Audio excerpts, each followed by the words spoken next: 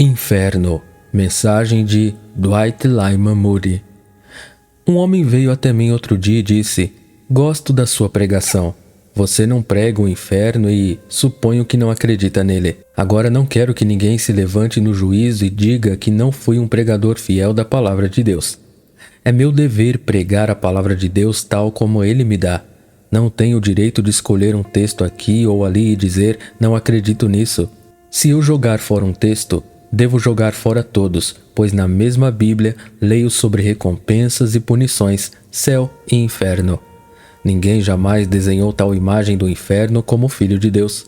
Ninguém poderia fazer isso, pois só ele sabia qual seria o futuro. Ele não reteve esta doutrina da retribuição, mas pregou-a claramente. Pregou-o também com puro amor, assim como uma mãe alertaria seu filho sobre o fim de sua carreira de pecado. O Espírito de Deus nos diz que levaremos nossa memória conosco para o outro mundo. Há muitas coisas que gostaríamos de esquecer. Ouvi o Sr. Koff dizer que daria a mão direita se pudesse esquecer o quanto tratou mal a mãe.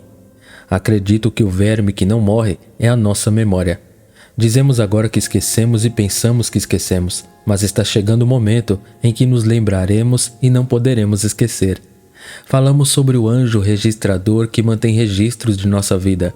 Deus nos faz manter nosso próprio registro. Não precisaremos de ninguém para nos condenar no tribunal de Deus. Será a nossa própria consciência que surgirá como testemunha contra nós. Deus não nos condenará em seu tribunal. Vamos nos condenar. A memória é a oficial de Deus, e quando Ele tocar essas fontes secretas e disser: "Filha, filha, lembre-se", então vagabundo, vagabundo, vagabundo virão diante de nós em uma longa procissão, todos os pecados que já cometemos. Já estive 2 vezes nas garras da morte. Uma vez eu estava me afogando e prestes a afundar quando fui resgatado. Num piscar de olhos, tudo o que eu disse, fiz ou pensei passou pela minha mente. Não entendo como tudo na vida de um homem pode ser amontoado em sua lembrança num instante, mas tudo passou pela minha mente de uma só vez.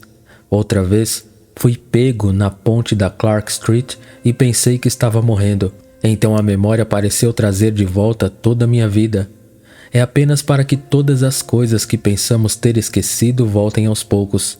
É apenas uma questão de tempo. Ouviremos as palavras: "Filho, lembra-te". E é muito melhor lembrar-nos dos nossos pecados agora e ser salvos deles, do que adiar o arrependimento até que seja tarde demais para fazer algum bem. Os cientistas dizem que todo pensamento volta novamente mais cedo ou mais tarde.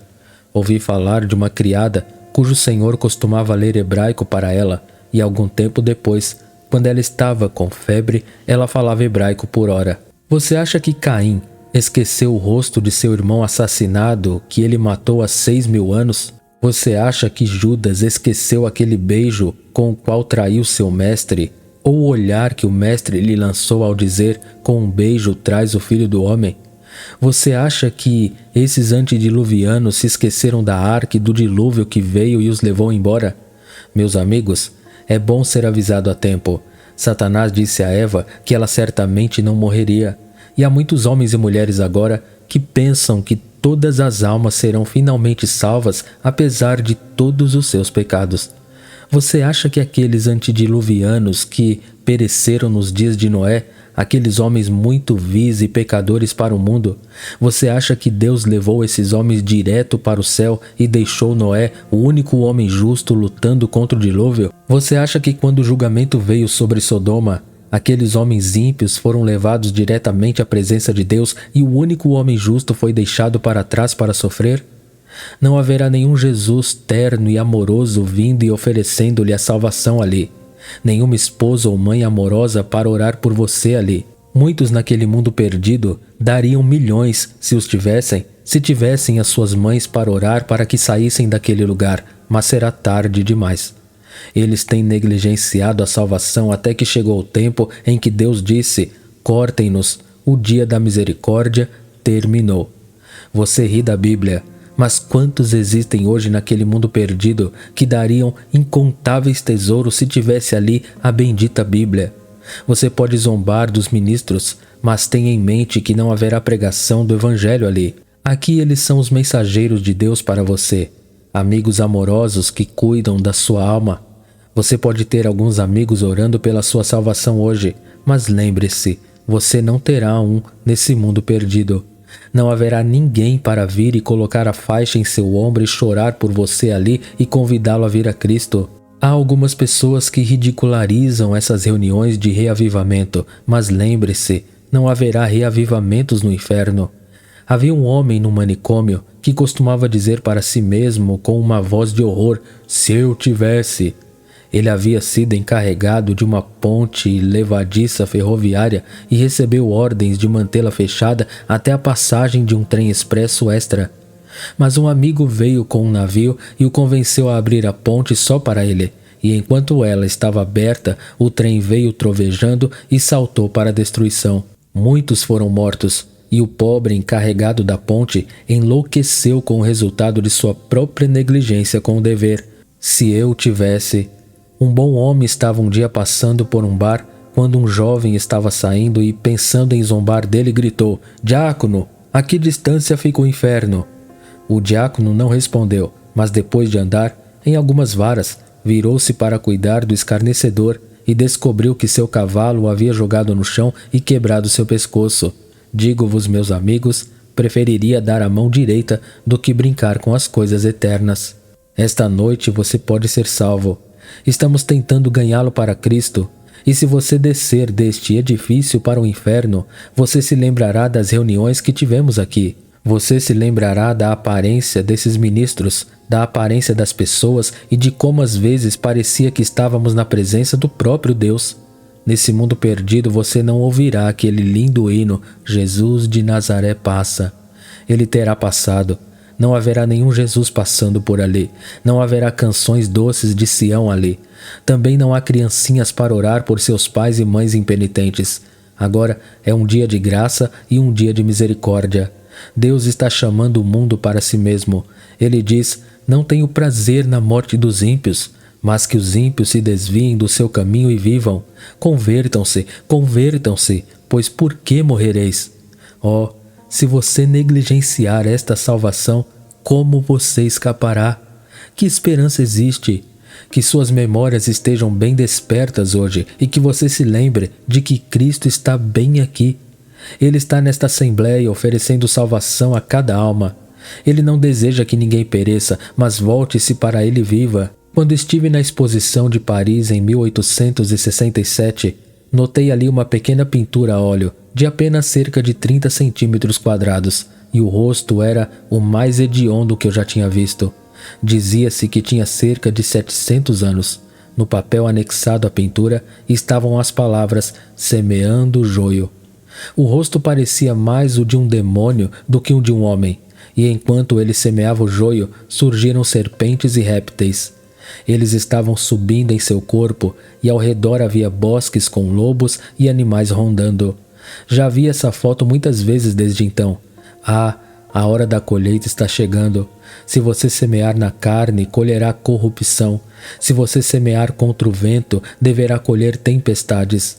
Deus quer que você venha até Ele e receba a salvação como um presente. Você pode decidir seu destino hoje se quiser. O céu e o inferno estão diante deste público e você é chamado a escolher. Qual você terá?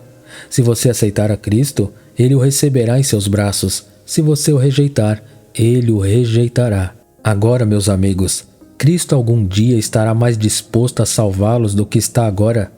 Será que algum dia Ele terá mais poder do que tem agora?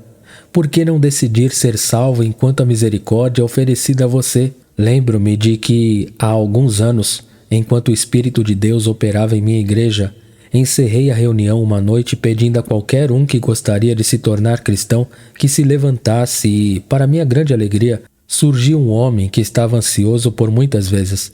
Aproximei-me dele e peguei-o pela mão e apertei-a e disse: "Estou feliz em ver você se levantar. Você está vindo para o Senhor agora com seriedade, não está?" "Sim", disse ele, "acho que sim.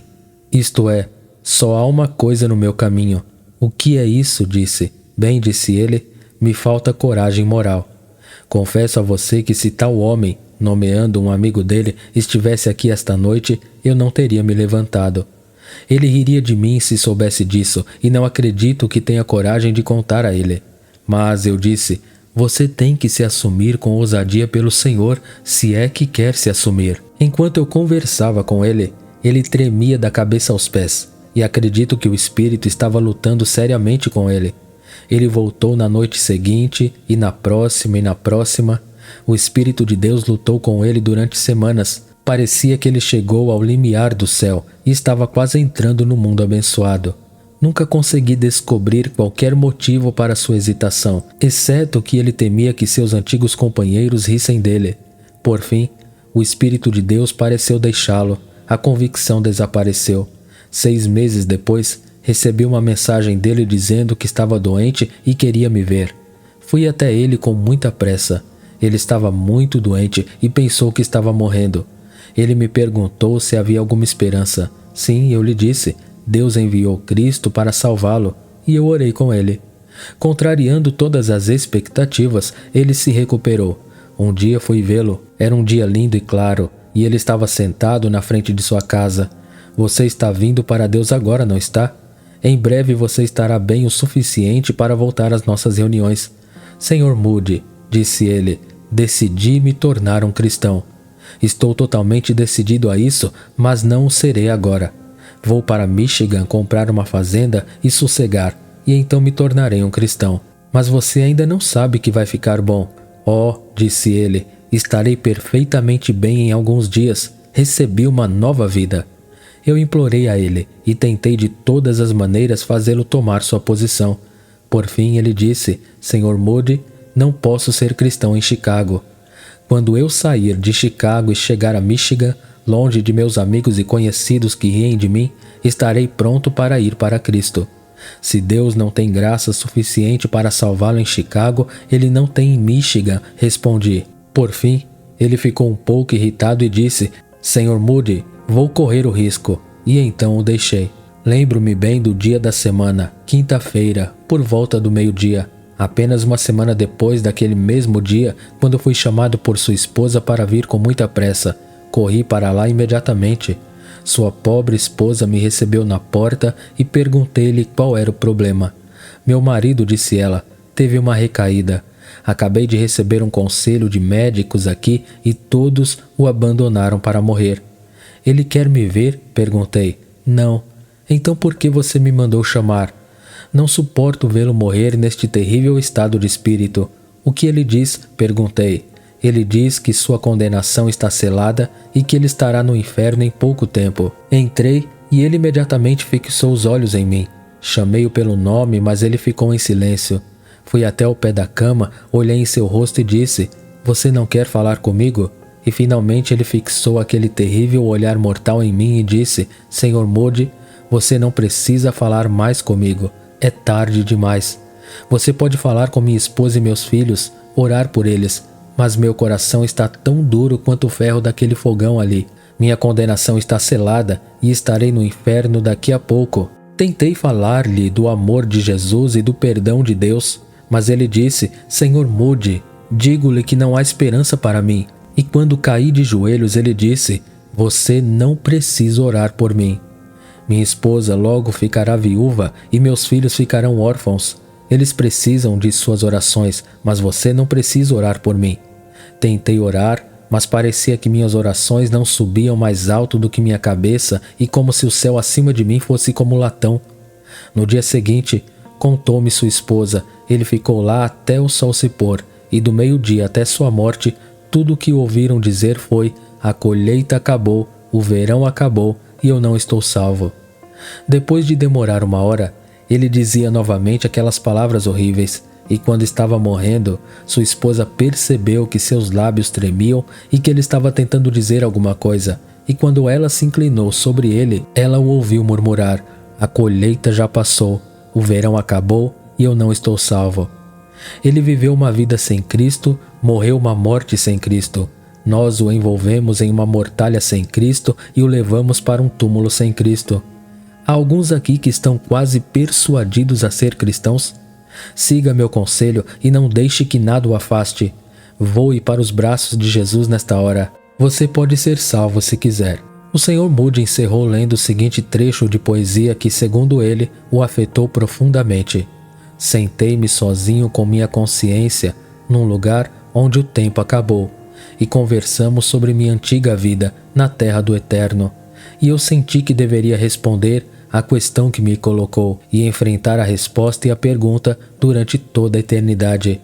Os fantasmas das ações esquecidas vieram flutuando diante da minha vista, e coisas que eu pensava terem morrido estavam vivas com um poder terrível. E a visão do registro sombrio da vida foi uma coisa terrível de se enfrentar.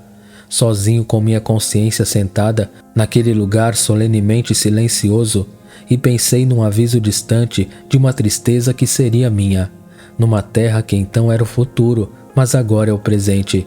E pensei no meu pensamento anterior, no futuro dia do juízo.